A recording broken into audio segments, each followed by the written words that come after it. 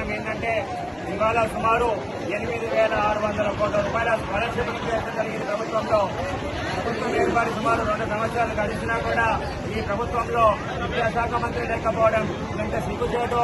వాళ్ళకి మాత్రం ఏ శాఖలలో అయితే డబ్బులు వస్తాయో ప్రతి శాఖకి మంత్రిత్వాలు ఉన్నారు, ప్రతి శాఖలకి ఫండింగ్ ఉన్నది, ప్రతి శాఖలకు అన్నీ ఉన్నాయి. కానీ విద్యాశాఖకి మాత్రమే మంత్రి లేదు, విద్యాశాఖకి మాత్రమే ఫండ్స్ లేకుండా పోతున్నాయి. అదేవిధంగా ఇక్కడ యూనివర్సిటీలో మౌలిక సదుపాయాలు లేవు, అదేవిధంగా గురుకులాల్లో మౌలిక సదుపాయాలు లేవు. అదేవిధంగా అనేక డిస్టిక్లలో ఎంఈఓలు, డిఈఓలు అనేక డిస్టిక్లలో కేవలం ఇన్ఛార్జీలు మాత్రమే కొనసాగుతూ ఉన్నారు.